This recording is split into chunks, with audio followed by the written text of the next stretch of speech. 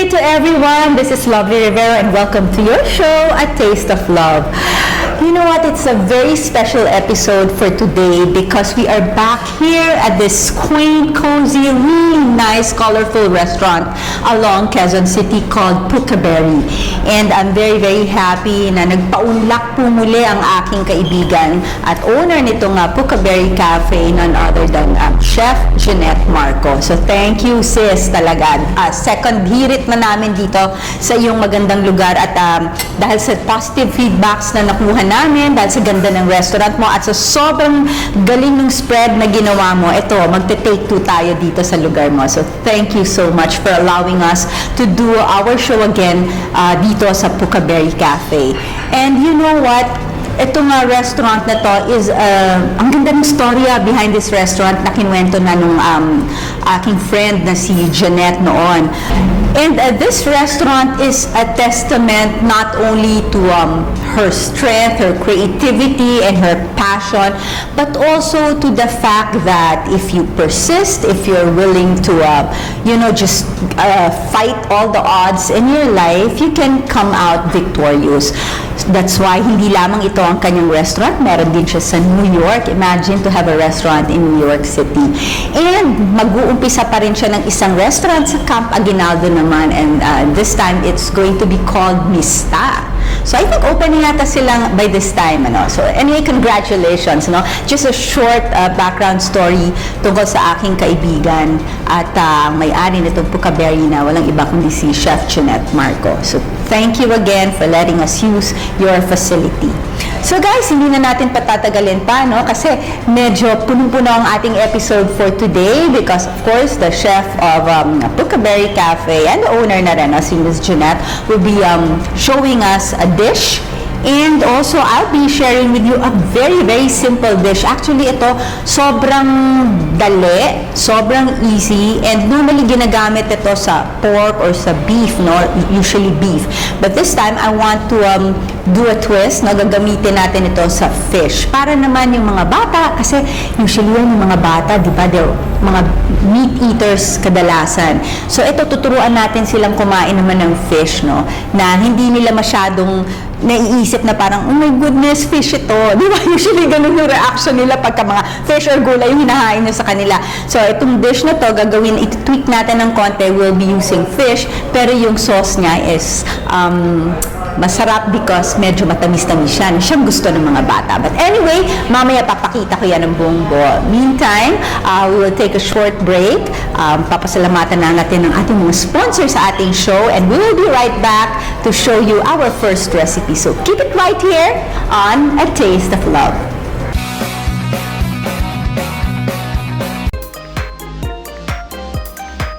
Ang canola oil, maganda siya gamitin kasi kahit saang lutuin, pwede siyang magamit. Yun yung nare-recommend talaga naming mga nutritionist, dietitian kasi mas healthy yung maihain natin, mas maganda kung canola oil yung gagamitin. Then at the same time, nakakatulong siya para mabawasan yung risk natin sa pagkakaroon ng heart diseases and stroke. I use canola oil, particularly Jolly Heart Meat canola oil, because it is approved by our doctor. I trust it because it cares for my family. If you love them, you heart meat. From Flyes. A Taste of Love wishes to thank Cafe Nasi for letting us use the facility for this segment of Miss Lovely Rivero. Cafe Nasi is located at White Plains Subdivision, Quezon City. A Taste of Love, artisanal, gourmet, premium bottled food products. We have 9 different products to choose from. Call us, try it. You can even rebrand or sell. Let's talk.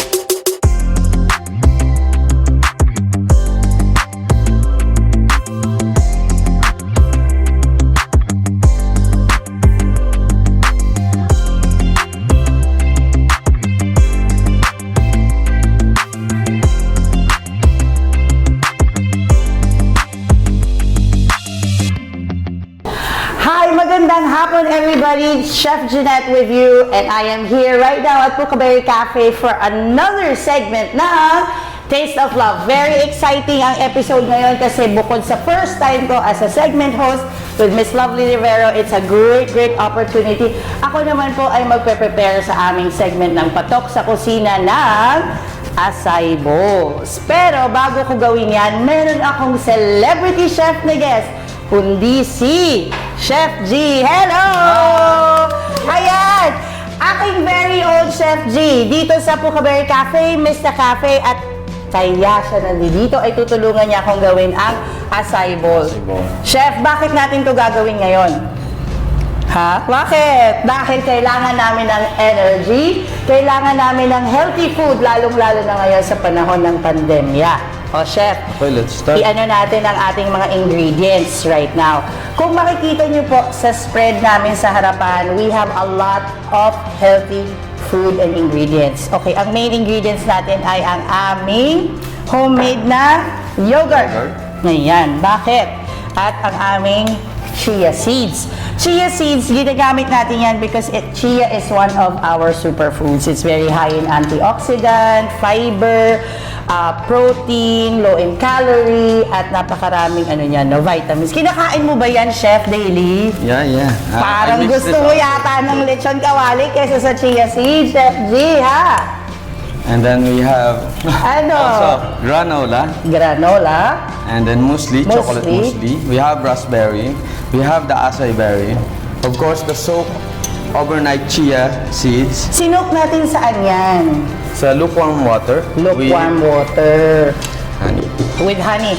Okay, ngayon, magagamit natin ngayon ang ating honey. So, after natin isoak ang chia seeds sa lukewarm water para mag-coagulate, ano pa ang iba nating ingredients, Chef? We have the dry chia. And the Pistachio nuts, no, sunflower seeds, okay, and strawberries, grapes, dragon fruit, red, and dragon fruit white, kiwi, banana, and mango. or mango. In the event po na hindi nyo po makikita ang mga prutas na ito sa local market, kahit na po anong prutas na makikita nyo available, pwede nating gamitin. For example, ngayon available lang panahon ng saging, panahon ng strawberry, pwede natin yung gamitin as an alternative kung wala po kayo nito lahat. So, simulan na natin, Chef? Let's start. Alright, sige. First, we mix the organic honey. Okay. Anong gusto mong flavor ngayon? Dark ba? Ang gagamitin natin. O sige, Chef, dark organic honey. Yan ang aming dark organic honey galing ng Honey Habits. So yan, salamat. Ooh, look at that. Parang nakakaano kainin. Ang sarap. We add overnight soaked chia. Chia seeds. Ayan. 1 part of yogurt and half. 1 part of yogurt, tapos half part ng chia. Okay. And then we just mix it all together. Halu-haluin lang natin. Pwede din spoon, pwedeng spatula, kung ano po meron kayo sa bahay. Hindi naman po kailangang bilhin nyo kung ano mong nakikita nyo ngayon in front of our television set. Pero, you know, mas okay kung meron tayo ng mga ano to, Chef? Honey spoon, no? Honey dipper. Honey dipper, okay. Para maganda daw yung nung spread ng honey. And then, Let's nais mo, start, kailangan foods. nating... We set aside for a while. Sige, na natin. Hiwain natin ang mangga. Pero, ganyan. Kailangan ko bang balatan ito, Chef? Yep. Kasi, ang hirap magbalat ng prutas. Sino ba mahilig sa mangga na kakilala ko? Si Direk Jenny at saka si Miss Lovely, alam ko mahilig sa mangga yan. Di ba, Direk? Kaya ako ginawa to ngayon dahil alam ko paborito to ng aming host na si Miss Lovely dahil on the healthy side yan si Miss Lovely, di ba? Oh, di ba? Healthy yan. Mahilig siyang kumain ng very conscious. I think pagka hindi ko naman sinasabi na may edad na ako, pero pag nagkakaedad, di ba? We have to be really conscious sa ating sa ating mga kinakain, di ba? Mahirap naman na hindi kagaya ni Chef G, bata pa siya. kailangan niya kumain ng mga chef, mga pagkain nagpapalakas. Eh kami, kailangan na namin ng pagkain magpapahaba ng aming buhay. O yan, diba? Chef, kumusta ka ba dyan? Bakit parang tahimik ka? Ha? Okay ka ba dyan? Yep, I'm fine. Ayan na. Nakaka-camera shy po si Chef. Palagi po siyang iinis sa akin kasi palagi pinapahapa at kinukuha at kinuhugot sa TV. O sige, gawin na natin Let's yan. Meron na akong na-prepare dito para sa iyo na mga na mga cut na na prutas. O sige, yan. Ang pag-prepare ng pagkain ay para din yung work of art. 'Di ba? Ang sarap tignan ng pagkain na very colorful. So, we'll mix this, yung ating homemade yogurt na kasama ang chia seeds in a bowl. Okay? And then, maglalagay na tayo ng sarili natin Okay. Gusto mo bang simulan sa granola? Ayan. Starting. Parang ang sarap naman yan, no? It's very healthy. Yan ba ang kinakain mo, Chef? Sa breakfast, kaya ka healthy and good looking. Ayan. Para po sa mga nanonood, si Chef po ay very much available. Pwede ba yun, Chef? Baka para dumami yung customer natin, no? Sabihin ko available ka. Tinatawanan lang ako ni Chef G, nahihiya siya. Sabi niya, please Jay, don't do this. Sabi Ayan. Para po sa aming mga nanonood, ito po ay ang chocolate muesli. Pwede din naman na kahit na anong cacao nibs, cacao bits, kasi marami din naman po tayong mga local na mga produkto na naglabasan ngayon dito sa market, you know. At ang sarap din naman, meron akong natikman na spicy cacao nibs. Parang ang sarap din nun kainin kasama ng di ba? Ng ating ayan. Ina-assembly na natin siya. Pero parang mas artistic pa sa akin si Chef. Mas babae pa ang pag-prepare niya. Pasensya na kayo, wala akong creative mind. Masarap lang po ako magluto. Chef, ano ba? Tulungan mo naman ako. Hindi nagsasalita. Si Chef. Chef, That's it. gusto ka naman, Chef? Masaya ka ba ngayong araw na to, Chef? Nandito tayo sa Taste of Love. Diba, guest na naman tayo ni Miss Lovely. Ay, Wednesday na pala ako. Nakalimutan ko. Pero talaga naman, ang dami kong natutunan sa kay Miss Lovely sa panonood ng kanyang mga episode. Sloop. Pwede ba itong kainin ng kahit hindi pang breakfast? Yeah, pwede rin siya ng lunch. Especially the guy who's going on the gym. Para sa mga nagji-gym, o ayan, mga aming mga nanonood, pwede din siyang kainin kasi superfood niya, di ba? Para doon sa mga nagji-gym. Parang kakainin ni Miss Lovely yung gawa mo, hindi yung gawa ko. Sino ba? Direk, ikaw na lang ang magtiyaga ng aking ginagawa dito kasi mas maganda yung kay Chef. Chef, bakit ganun? Hindi ako masyadong masaya sa ginawa ko kasi Raspberry. ayan, tapos mangga. Kasi yung mga fruits natin dito, seasonal naman to. So, kung ano yung available, yan. Parang ako lang kakain ito Gusto ko ba ng ito? Saan mo nilagay? Sa iba ako maglalagay. Okay. Kasi, sasabihin nga naman sa akin ni Chef, hindi mo na naman sinunod yung tinurok sa'yo Actually, isa to sa mga masasarap na piniprepare ni Chef G nung nasa Middle East siya as a celebrity chef. Napakasarap naman talaga, Chef. Naku, dragon fruit. Ayan. So dito naman sa akin yung red na dragon fruit. Para magkaiba naman, diba? Kagaya ng Puka Berry Cafe, it brings out the kid in you. Para rin tong mga piniprepare natin na pagkain dahil napaka-colorful niya. Diba, Chef? And lastly, Ready ka na ba? Tapos, lalagyan ko ito. Ito sa akin mo. Huwag po kayong mag-alala. Kami po ay nagsasanitize bago mag-prepare ng pagkain. Ayan. Are you good? And then finish with And we top and finish this one with our superfood. Ayan po.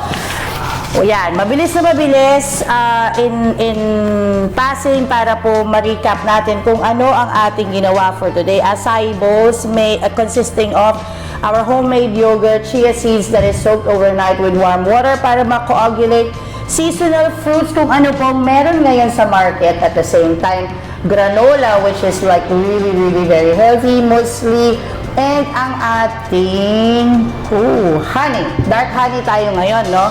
By Honey Habits. Maraming salamat kay Miss May Villa Delgado ang gumagawa at nagpo-provide ng honey sa Pukaberry. Ayan. Chef, pwede na ba natin ipatikim? Oo, yan. Daran! Parang mas maganda talaga yung sa kanya. Ibang klase talaga si Chef G. Ito na po ang ating acai bowl. You can make your own or you can build your own on a daily basis para po maging healthy kayo ngayong may pandemic. Ngayon, tatawagin ko na. Dali na, halika na, ma'am. Ang aking pinakamagandang kaibigan, Miss Lovely. Pwede ka na ba? Ito ang pinaka-exciting sa akin. Ang tikiman portion. Exactly. Ready ako pag Tamang-tama. Ma'am, mamili ka na lang. Alam ko kung anong pipiliin mo. Kaya alam mo, pareho naman siyang maganda. Di ba? Medyo... pareho eh. Mas artistic lang yung kanya, no? Hindi rin naman. Ito medyo may pagka-rustic. Di ba? Ganun daw. Parang ako. Pero magka-rustic. Pag nagkakaedad, nagiging rustic. Oh, please do the honors. Ayun, kain din tayo. Kain tayo. Tikman natin, chef. Tikman natin. Gusto mo tikman yung ating Minsan, pag nag-try ako magpaka-healthy, try lang. Try lang. Oo, minsan pagdalas din ako nagsasucceed. But try. Ito yung mga ino-order ko sa mga restaurants. And Yeah. my goodness, you have it here. Yeah, they come in many different, minsan nga gusto ko nga, yung natin, aber. Masarap. No? It's yummy. It is a combination of may sourness, my sweetness, flavors, no? my flavors. It's bursting with And flavor. even texture. Kasi yung granola, saka yung muesli, it gives it that parang crunchy, medyo makunat-kunat. Hindi mo malaman no? Na texture. Ayan. Madami kang magagawa. Mamaya. Sarap. Thank you for making this really healthy Sarap. bowl. Kailangan natin yan. Alam mo, in fact, Miss Lovely, pag nasa New York ako, charot, pag nasa New York, di ba? Dahil ito readily available, talagang yan ang kadalasang kinakain namin. Kasi mabilis prepare mo lang. Pero ang sarap, hindi talaga nagkukulang sa lasa, sa flavor, sa texture. And of course, tinan mo naman yung mga nutrients niya. Of course, andyan It's lahat. very This is parang everything that you need in a day of pag nag-workout ka, for energy, for vitamins, for minerals, everything. Yan, kailangan nyo yan. And it's so colorful. Di ba sabi nga nila, di ba? Unang-unang kumakain na yung mata mo. And pag tinignan mo pa lang, di ba? Feed parang, your eyes. It's so beautiful. Ang sarap pati, parang bagay na bagay sa ating background. Bagay na bagay sa ating background. Pero, So, ubusin ko na to.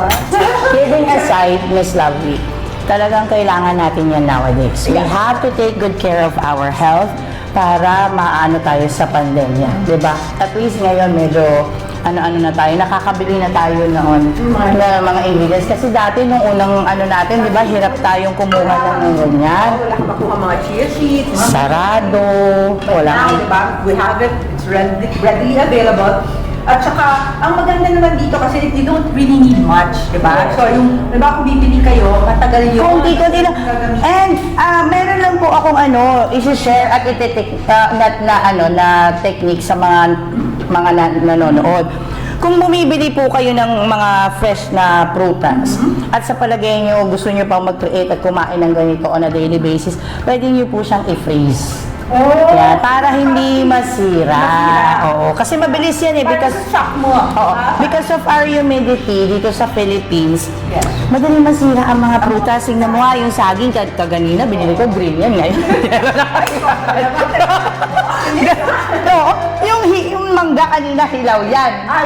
Dahil ang init ng ilaw. No, kidding aside, you can freeze your fruits, put them in a Ziploc, take out the air, and then freeze them, and then you can use that ng mas matagal. Hindi tayo masisira. That's a very, very good tip, no? Talaga nyo na, kailangan lang talaga walang air. Para hindi siya maano. Parang vacuum seal nyo kung pwede. Yeah, kung meron kayong vacuum seal, bukas lang kayo ng konti doon sa Ziploc, tapos ano nyo yung, oo, tapos mawawala. Tapos i-freeze na. Daran, ganito, magiging fresh. Fresh. Iba talaga pag may celebrity siya. Oo, syempre, masaya naman ako lagi. Pag nandito ang aking mga angels at ang aking mga chefs at lalong-lalo na pag nakikita kita. Diba? It has been a nice and healthy afternoon with Miss Lovely Rivera sa Taste of Love. Babalikan namin ulit kayo next week. Yes! Oy, every week na tayo! Ay, exciting. Pero teka, imbitahin mo sila dun sa iyong bagong baby. Alright. Formally invite them. And also here, dito sa Yes. Cafe. Pucaberry Cafe for the kid and all of us. 36B Scout Ibardolaza. We have everything that you're looking for, from healthy to comfort food. Ayan. And vegan dishes. Siyempre, ang aking partner sa lahat ng bagay. Partner in crime, kung sinasabi. Lahat ng bagay, gaano ka lahat kayo? Madami. Mamimili kami, magsusupermarket kami, mamamalengke kami, and everything. At magluluto kami. Ang bagong newly opened na restaurant natin. Chef, ikaw naman mag-promote. Oh. Para marinig ng We welcome you sa Mista Cafe inside Sujaya Firing Range, Camp General Emilio Aguinaldo Firing Range, inside Camp Aguinaldo. Ayan. See you there. Ayan. Pwede natin puntahan dito sa Pucaberry Cafe sa Ibardolaza at sa Camp Aguinaldo Mista. Oo. Ang Mista, it's a totally different concept. Neo-colonial cuisine. Wow. There's something new and something different. It's a fusion and a combination of Hispanic, Japanese, and American Parang lahat cuisine. ng nag-colonize sa atin. Yun nga, kaya ka neo-colonial. Diba? So, madami kayong mga bagay na matitikman at makikita na kakaiba na hindi pa nakikita na sa bayanan. O, diba? Excited na ako siya. Bibisitahin natin sila sa Vista. We'll do an episode. Yes, ina-expect kita dyan. Yung next episode natin dapat doon. Nako, baka ikaw magulat pag inaraw-araw ka namin. Oo, Daeng. Maraming salamat po sa lahat ng nood ng Taste of Love. It has been a nice and healthy afternoon with Miss Lovely Rivera. Thank you so much for having us here again sa Pucaberry. Siyempre, this is our second home. Yes. Yeah, talaga. Second home. Anyway, thank you so much for joining us. And thank you for preparing this beautiful, healthy spread. So, hindi pa rin tayo matatapos. Babalik pa rin kami. First, we'd like to thank our sponsors, those who are helping us with this show. Pasalamatan po natin sila muna. And then, we'll be right back.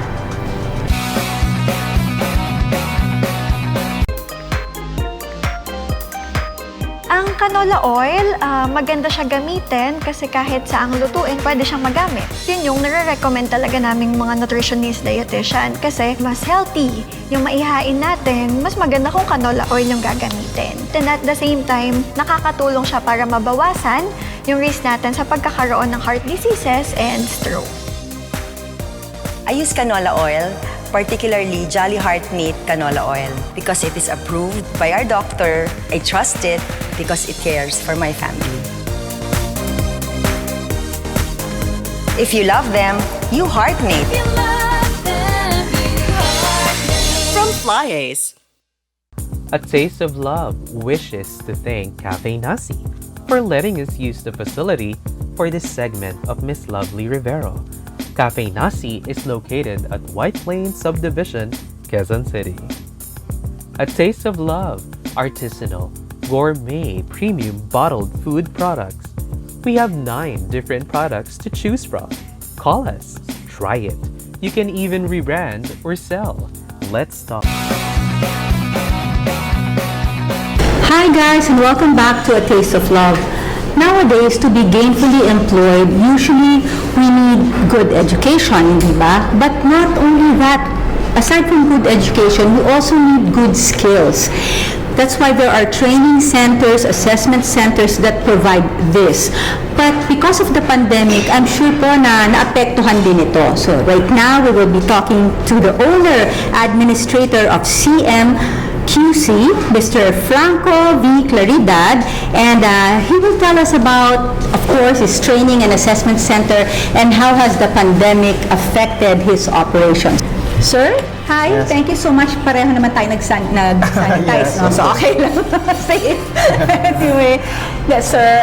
Joke lang yun. But anyways, okay, your business, CMQC, is all about training and assessment, Right, diba? right. But for the sake of our televiewers, please tell us more about what is this all about? Ano ba yung training and assessment? And ano yung mga ino-offer yung courses? Alright, so basically we started CMQC way back 2018. Okay, so So 2 years ago. 2 years ago. So we wanted to have our vision is to have to be the hub, training and assessment hub here in Quezon City.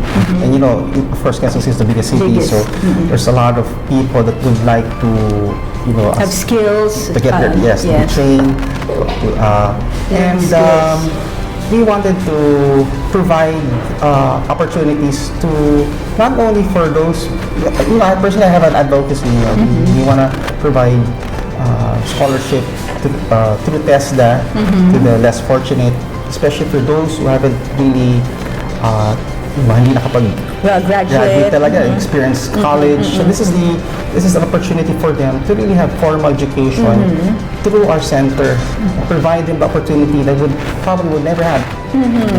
At the same time, we're also offering our services to those who would like to go abroad.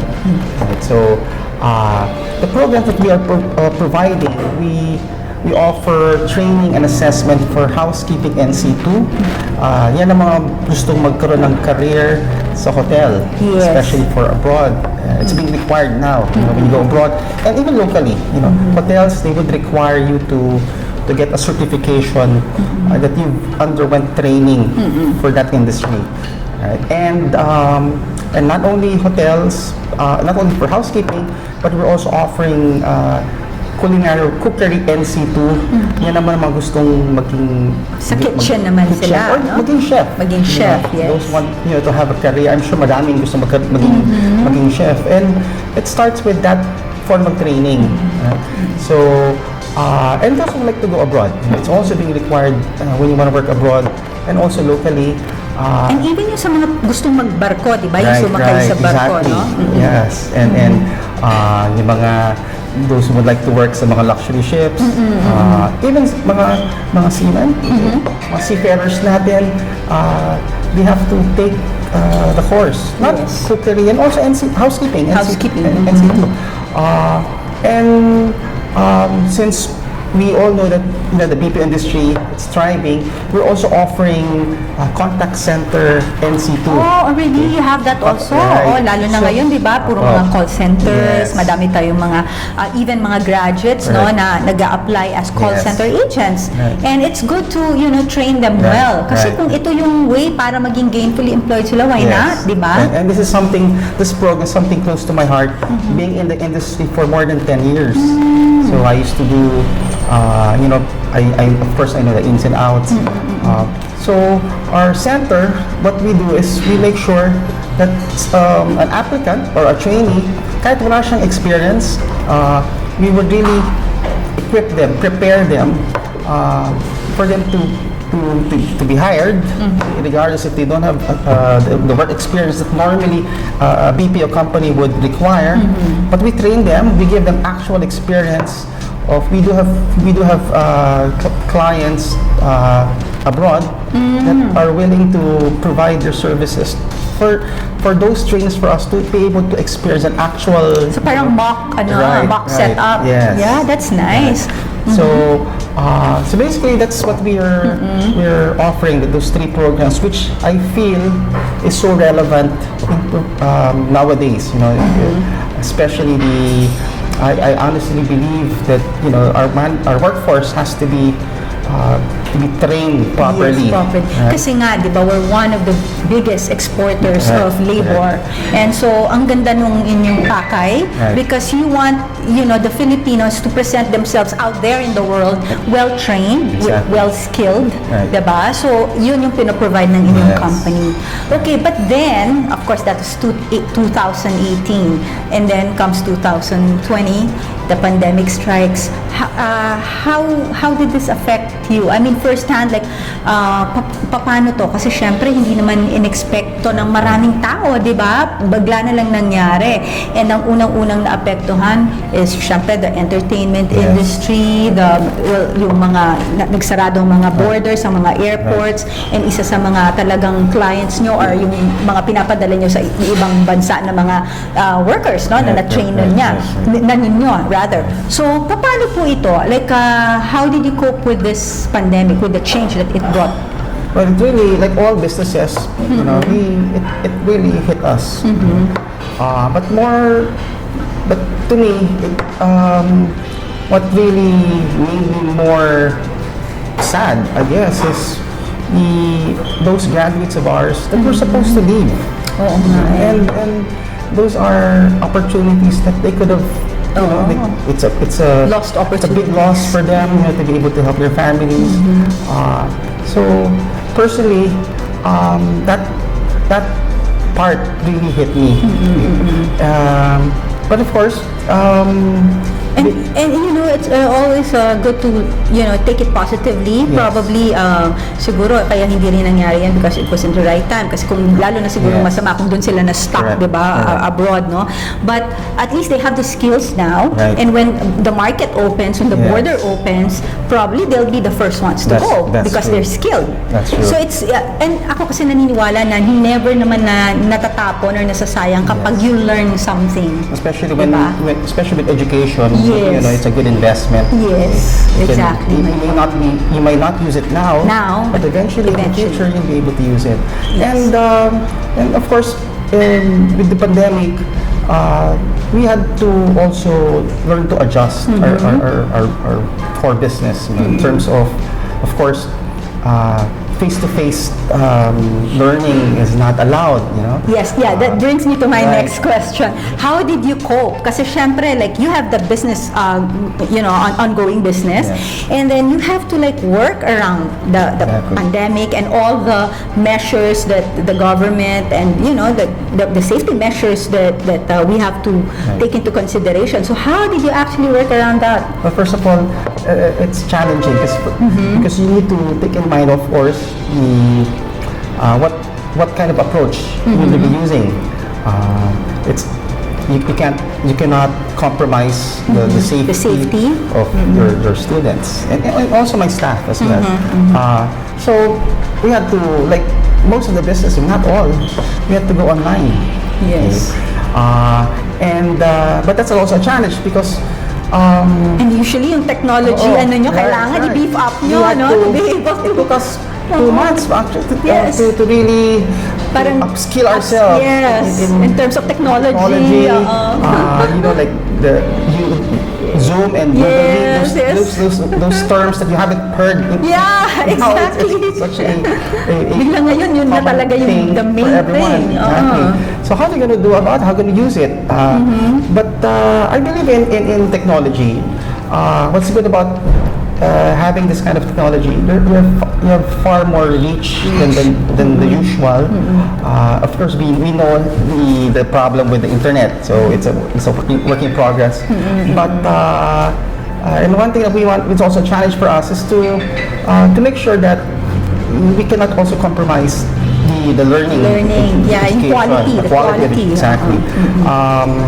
And So how do you do this? How do you actually safeguard yung safeguard yung quality Right. ng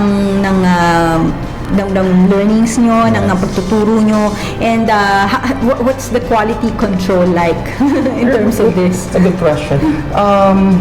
It's going to be really a paradigm shift in terms of the approach. We need also the cooperation of the students, the participants. Since it's online, And they're also used to being in the center, doing, it's a skill it's a skill, but we teach a skill. So kailangan yan, may hands-on kahit papano. So we're here to really do it also on there. Well, we take it in a very positive way. Well, we can do it at the convenience Of your home, diba? But you have to do it. But you have to do diba? it. Hindi na pwedeng parang elementary na babantayan ka pa na kailangan gawin mo yung assignment mo. But of course, it's still it's a work in progress for not only for us but for everyone else, because it's something new to us. So, but we have to learn how to adjust. This is what we have. This is the situation we have. This is the new normal. I guess the new normal, exactly. We need to adjust and to learn to cope and to embrace it na rin, diba? Work with it. Okay, so in terms of your courses, are you open now to mga enrollees if they want to, get in touch with you and do courses, do online training with your school or your center? Yeah. For now, we're offering workshops online, webinars online for cookery, and also for contact center. Those who like to have a career in the BPO, because BPO is still thriving. Yes. Okay? So but it has to be online. Even housekeeping, we're also about to offer. We're going to start in 2 weeks' time. We're going to start our housekeeping online training. But we need their cooperation to for them to really. We don't want to compromise the quality of learning. So we need their cooperation and participation when it comes to the online training, right? So, but we just heard some positive news. I think next month, since we're going to be, I think most of the mayors have agreed to open up na little, MGCQ. I think they're getting more lenient as the days go by. So diba? we're going to.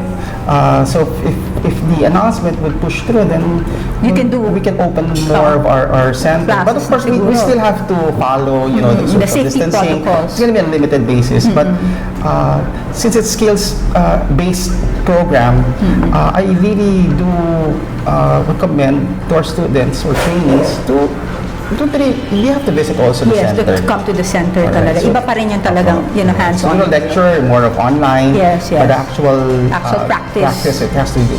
Has to be in our center. Okay. And then, yun na nga, sabi mo nga, you also have this philanthropy side din yun, no? Na you do parang do things with TESDA in terms of scholarship and all that, ano? So if ever somebody out there now who wants to probably go abroad in the future or even just want to learn new skills to be more employable, and medyo kulang yung means nila, can they contact you or TESDA? They can contact, well for now, you can contact TESDA QC.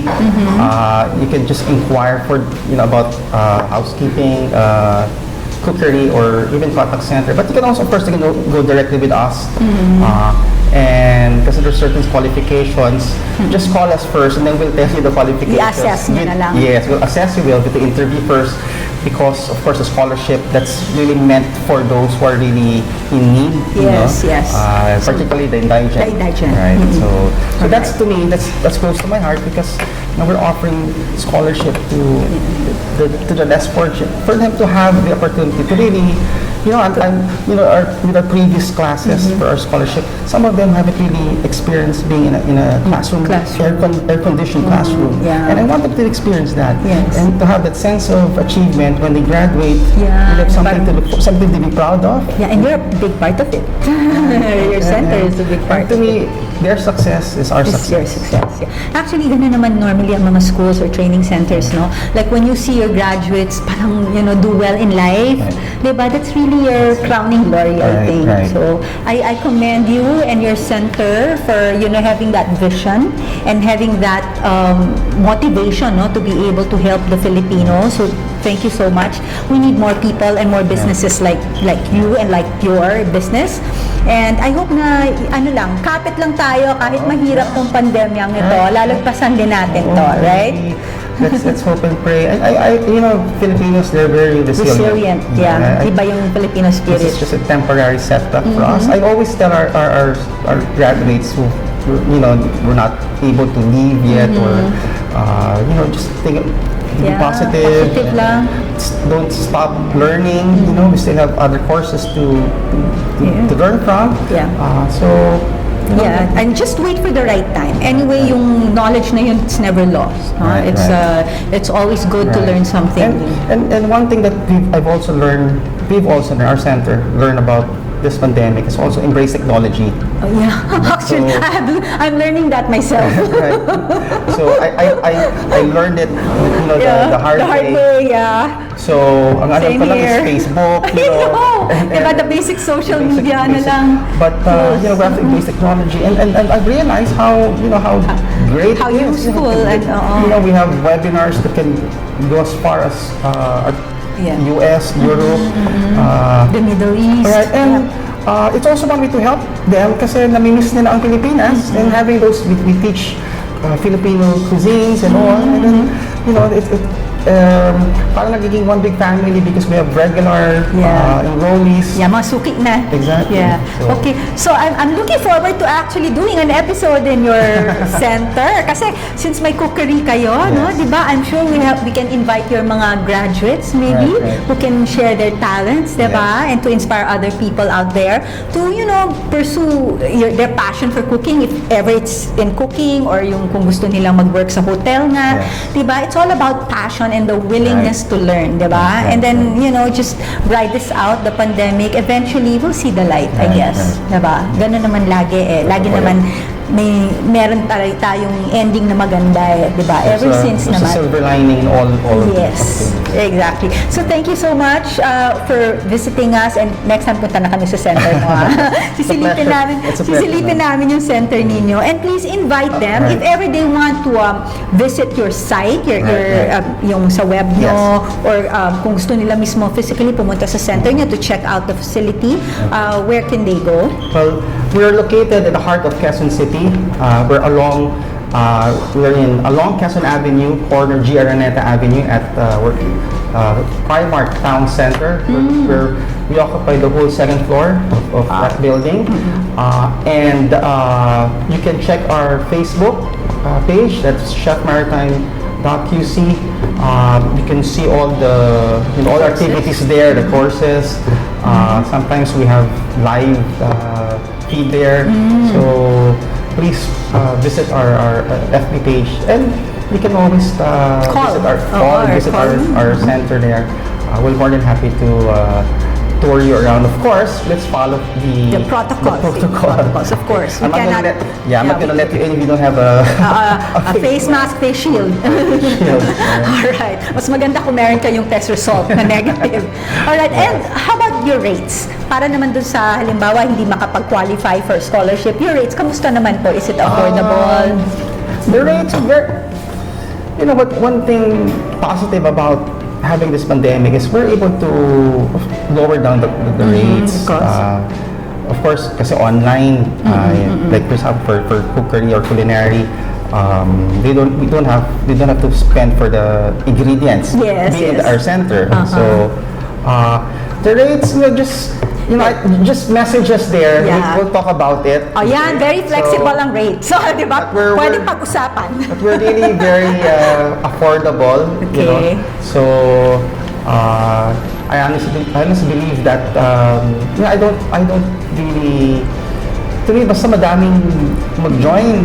Madami kayo ring matulungan. Okay na yun. Yeah, Okay. all right. That's very, very good to hear. So, they're very open to work with you guys. So, if ever you're interested, just visit their website or visit their center, ang CMQC. And of course, look for the man himself, Mr. Franco V. Claridad. Sir, thank you so much. And it's a pleasure having you here, and more power to you and your Alright, company. the pleasure is mine. Okay. Thank you. Okay, and we will be right back. So please keep it here on A Taste of Love.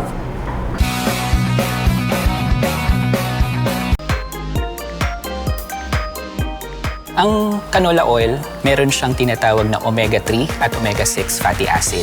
They are considered to be essential fatty acid. Essential in the sense na kailangan siyang kasama sa ating diet dahil hindi siya nagagawa ng ating katawan. Importante sila kasi nakakatulong siya sa pagpapababa ng kolesterol at pagpapababa ng blood pressure.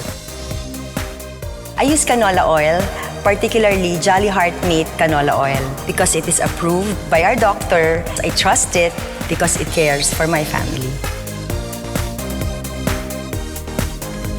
If you love them, you heart mate. From Flyers. A Taste of Love wishes to thank Cafe Nasi for letting us use the facility for this segment of Miss Lovely Rivero. Cafe Nasi is located at White Plains Subdivision, Quezon City. A Taste of Love, artisanal, gourmet, premium bottled food products. We have 9 different products to choose from. Call us, try it. You can even rebrand or sell. Let's talk. Hi guys, and welcome to my demo portion dito pa rin sa A Taste of Love. So kagaya ng palagi kong sinasabi, kung yung ating ibang mga portions, nag-iimbita tayo ng mga professional chefs. Dito naman sa aking portion, ito ay dinededicate namin sa mga homemakers, yung mga simpleng may bahay na nag-iisip ng mga ways na magluto ng simple, mabilis, at yung talagang kayang-kayang lutuin, very few ingredients, para po makapaghanda sila ng masarap na pagkain at medyo kakaiba sa kanilang mga pamilya. Ngayon pong araw na ito, ang lulutuin ko po, sobrang familiar kayo sigurado dito sa ganitong timplada kasi sa mga Pilipino, 'di ba, mahilig tayo sa mga parang bistek, 'di ba? Pero ito medyo iibahin natin ng konti kasi unang-una yung ating main ingredient, yung protein na gagamitin ko dito is going to be fish, no? So seafood siya. Para naman po dun sa mga parents na medyo nahihirapang pakainin ng kanilang pamilya ng mga seafoods or mga mas healthy pagkain, baka sakali na mapakain natin sila ng isda. Kasi lalo na yung mga chikiting, di ba? Normally, mga meat eaters ngayon yan, sanay sa mga fast food, at saka gusto natin yung mga steak, mga meat, di ba? Guilty din ako dyan. Kaya, pagka kakain talaga ng mga fish or vegetables, gusto ko yung medyo malasa siya talaga. Parang, kumbaga, parang kailangan dayain ng konti para ma-appreciate ko talagang kainin yung mga isda or mga gulay. So, ito yung one way of presenting a fish dish sa inyong mga anak, lalo na sa mga kung maliliit pang bata, na medyo siguro magugustuhan nila kasi medyo familiar yung taste. Normally associated to sa mga meat, gaya ng mga bistek, beef bistek or pork bistek, and medyo matamis siya. Okay? So, ang gagamitin nating main ingredient ito ay tuna fish. So, isa-slice natin siya ng parang tuna steak, no? Pwede nyo nga sabihin sa palengke or sa grocery na yung parang slice niya is parang pang tuna steak. And then, lagyan natin siya ng, i-season na natin ng salt and pepper, no? Yan. Salt and pepper. Ngayon, pwede nyo rin actually gamitin yung tuna belly, no? So, ito nilagyan ko ng isang tuna belly para kung depende sa inyo kung gusto nyang steak siya i-present or pwede naman puro tuna belly para mas malambot. So, depende yan sa gusto nyo. Okay, so season natin siya ng konti. And then, lagyan natin ng pepper. Ayan. And then, set aside. Ayan. And then, habang nakaset aside siya, pwede na tayong magpainit ng ating pan. Lagyan natin siya ng olive oil. Okay.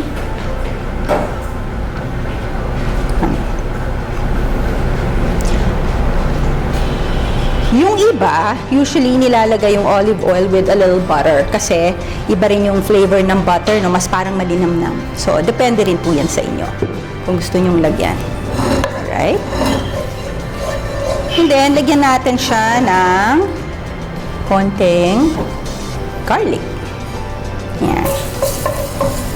Konting-konti lang kasi lalagyan din naman natin siya ng onions, di ba? Parang bistek. So, pwedeng konting garlic lang.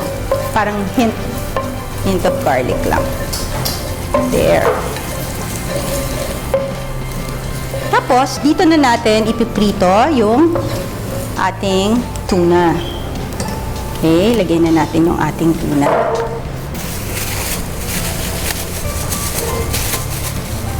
There you go. Ayan.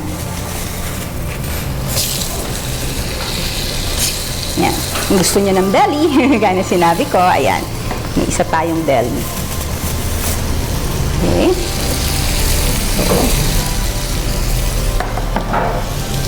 Pwede nyo damihan ng olive oil. Kasi yan naman yung mai-incorporate natin together with the soy at saka yung honey. Kumbaga ito yung magiging parang sauce natin. Okay. Yeah. So, i-sear lang natin. Actually, parang ang tuna kasi, depende kung gaano nyo ka well done gusto. Yung iba, ayaw nila ng masyadong luto kasi nagiging dry, di ba? So, depende po yun sa inyo how you want it done, no? Yung doneness, para rin kasi siyang steak eh. Kasi yung iba nga sinuserve to as tuna steak. So, ayan. Ayan. And, yan.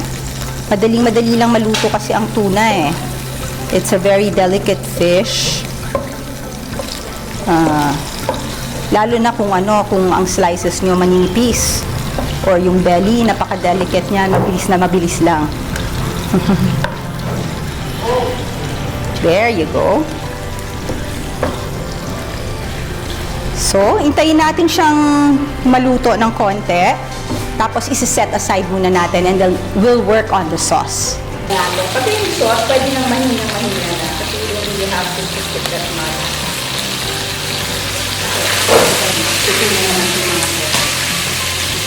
And then a little of the seasoning. And then water. And then just let it blend together. Lagyan natin ng konting honey. Siyempre yung honey natin from Huckleberry. Yan. Kasi siya, stingless bee ang pinagagalingan ng kanilang honey. Diba? Special organic honey.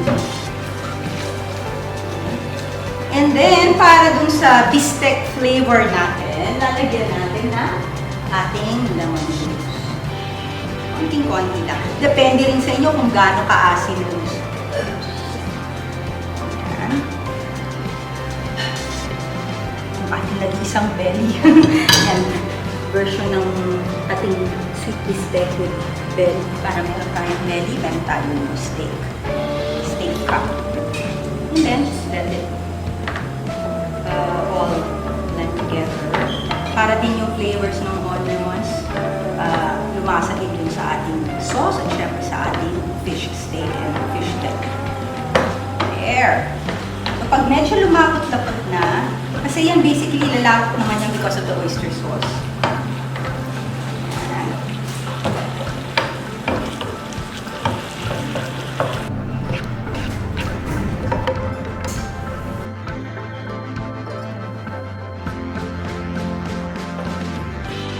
So there you go. Ito na po ang ating tuna in sweet bistec sauce. So sana po ay nagustuhan ninyo. And pwedeng-pwede nyo itong gayahin sa inyong mga bahay. Kung hindi ho tuna yung gusto nyo gamiting fish, actually you can use any kind of fish. Salmon or even basta any kind of meaty fish na parang fish steak. Pwede nyo pong gamitin yan. So try it at tingin ko magugustuhan to ng pamilya. So there you go. Tuna in sweet bistec sauce. For you po. Try nyo. Best served with steamed rice. So, extra rice, please! Sana magustuhan nyo po.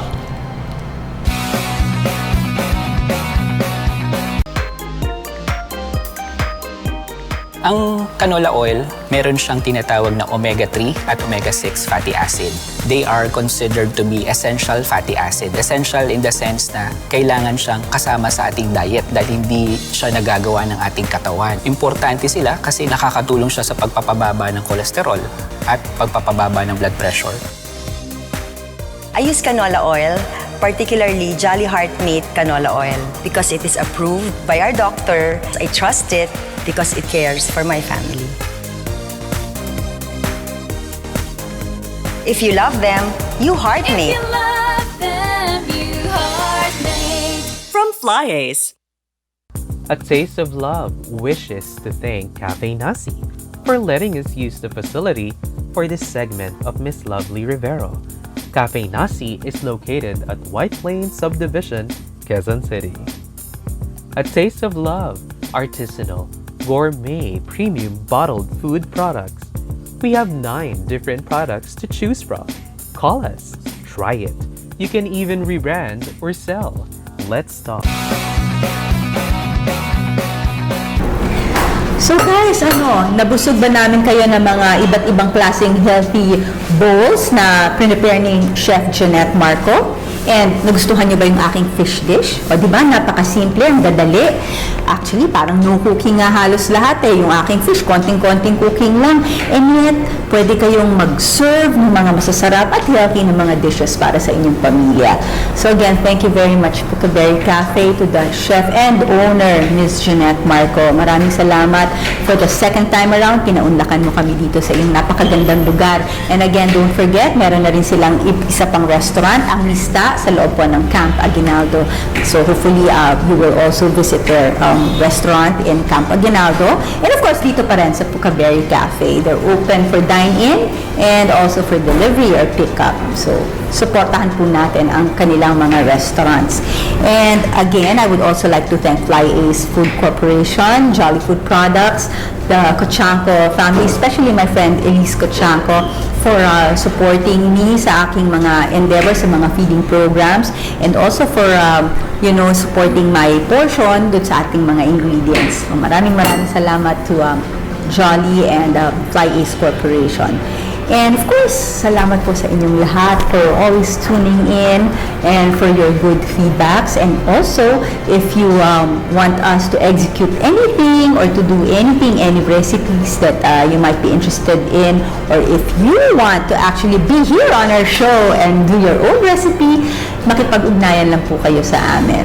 So, again guys, we'll see you again next week. Maraming salamat po. And this has been Lovely Rivera saying, please be kind to one another. The world needs it, especially now. Have a nice day. Bye everyone. God bless you.